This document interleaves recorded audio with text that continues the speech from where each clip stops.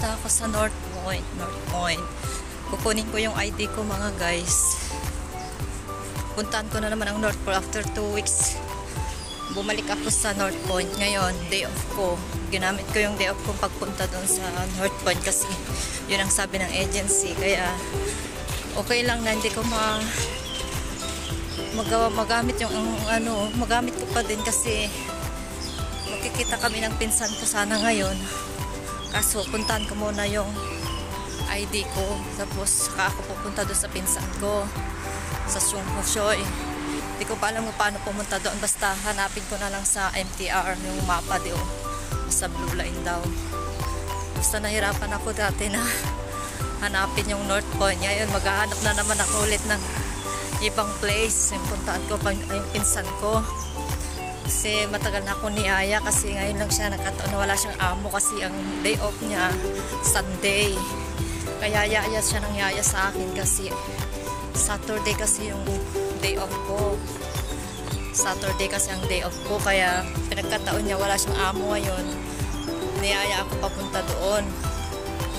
So punta ko doon guys sa North Point muna, kunin yung ID ko, tapos nandun din iniwan yung kaibigan ko yung pinadala ko galing sa Pinas, yung shoes ko saka yung cellphone ko na maliit kasi kailangan ko.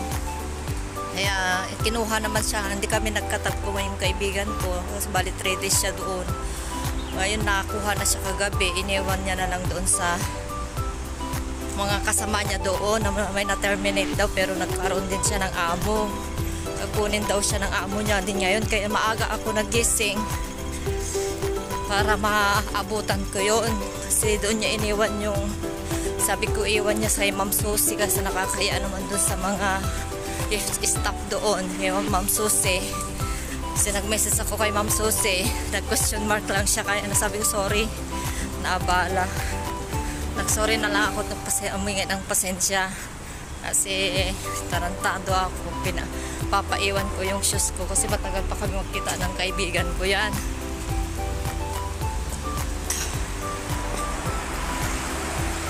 So eto guys, makukuha ko na rin yung shoes ko, ID ko. Yung kaibigan ko kinuha lang siya kagabi, hindi pa siya agad makapag day off, hindi ko pa alam kung ano ang day off niya, Sabado o Linggo.